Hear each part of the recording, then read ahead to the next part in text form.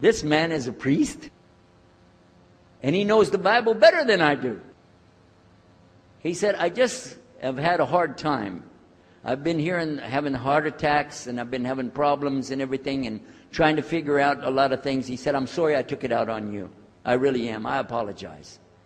And he started crying. And when he started crying, I felt sorry, you know. I hugged him and I said, it's okay.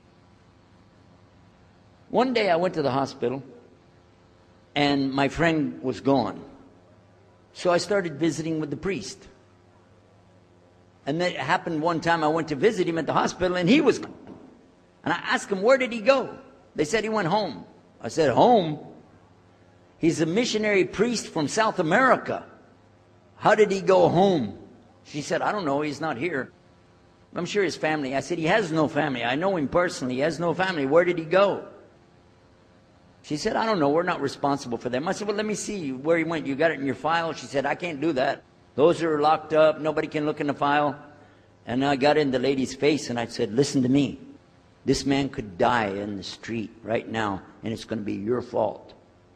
And you're going to get sued because I'm going to sue you for him.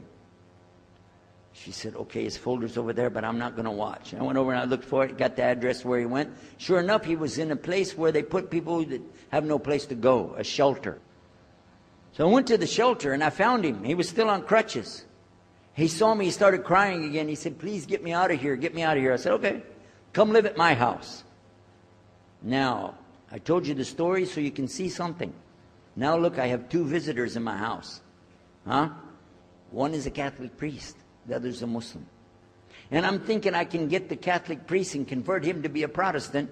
At the same time, I'm going to catch the Muslim and bring him over to Christianity. High aspirations. But it didn't work. Some strange things began to happen. We would sit around the table at night to discuss what is the Bible and what's the salvation. My father has a Bible. It's called King James Version of the Bible. Most of you probably heard about it, especially any students of Ahmadiyyat or Zakir Naik. You've heard about King James Version of the Bible. But I work out of a different one that I've had since 1953. It's called the Revised Standard Version. And it says in it, King James Version has grave mistakes, grave errors, defects in it. That's what it says. So I began to preach out of mine, which doesn't match. And my father said, no, it's this way. I said, no, it's this way.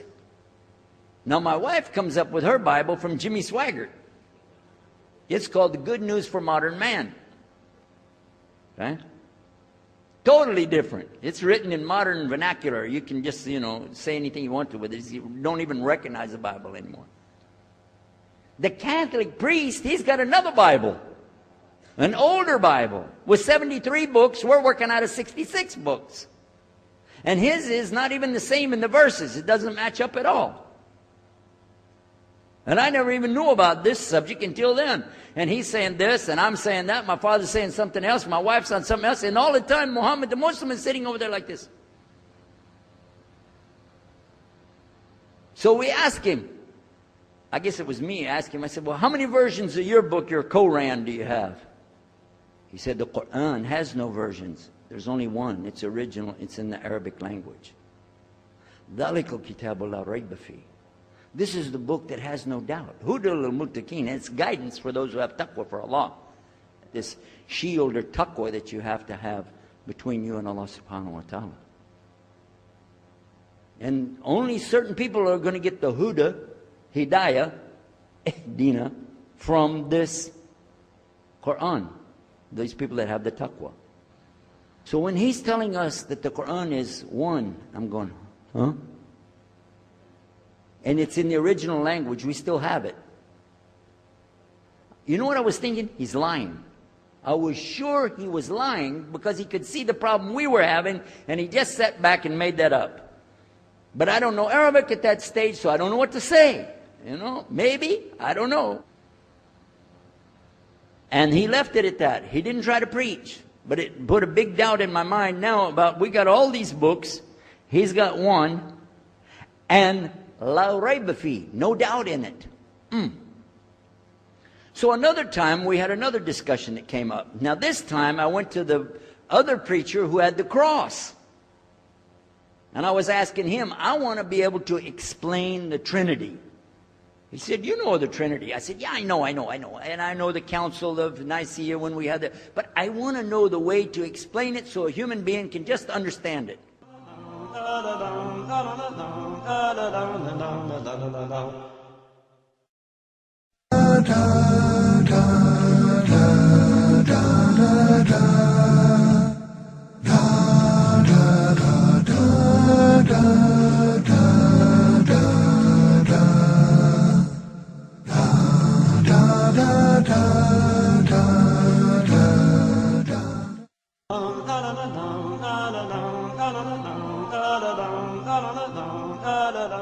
Said, okay, it's like an apple. Just take an apple.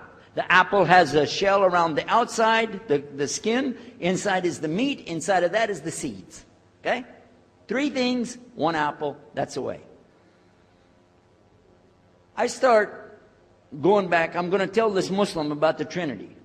But on the way, I remember his arguing with me, his way of debating with me. I said, no, he's going to tear me apart. As soon as I say seeds, he's going to say there's more than one. So it could be 7 or 8 or 9 or 10 gods all rolled into one. No. It's got to be special. It doesn't work like that. Let me go back and try again. So I went back to him. I said, what if he says there's more than one seed in there? He said, okay. I said, and besides, it could have a worm running through it. Then that would make it go up another notch. What can I do about that? He said, okay, forget the apple. I said, okay. It's like the babe, the egg. Use the egg. The egg has a shell. Inside of the egg is the white. Inside of the white is the yellow. 3, 1 egg. That's it. That's good to go. Now I start going home again, and it hit me. Wait a minute. The egg could have a double yolk. God becomes 4, just like that. Plus, it could be rotten. I'm not going to ask him again. So at the market one day, I saw a man, and I was talking to him because I was listening to some things that Muhammad had told us about the belief in Islam. Allah is one. And so I was telling this guy, I got some doubts about the Trinity. He said, you a preacher, you have doubts? I said, yeah, it doesn't make any sense. It doesn't make any sense. How could 3 be 1? He said, okay, look. You see me? I'm one man. I said, yeah. He said, my wife? Yeah. It's one person. Yeah. See my son? Yeah. 3. 1. One family. It's the family of God. Use that. I said, there you go. The family of God. You don't get very far on that one, and you realize right away they could have another kid just like that. But worse, they could get a divorce. You want a God that can get a divorce? Huh? In Texas, if you get a divorce, your wife gets the cars, house, your retirement check, your 501, your Keogh plan. She's going to get your computer and even your email. You got nothing left. And I don't want a God that could have a worm in it. I don't want a God that can be rotten, and I don't want a God that can get a divorce. I want to explain this Trinity the right way. Sure enough, the subject came up, Trinity. There we are. Now here's the priest trying to talk about the Trinity is like an apple. I'm going, go there. And then he's an egg, don't worry about it. The family of God, forget about it. أفمن شرح الله صدره للإسلام فهو على نور من ربه فويل للقاسية قلوبهم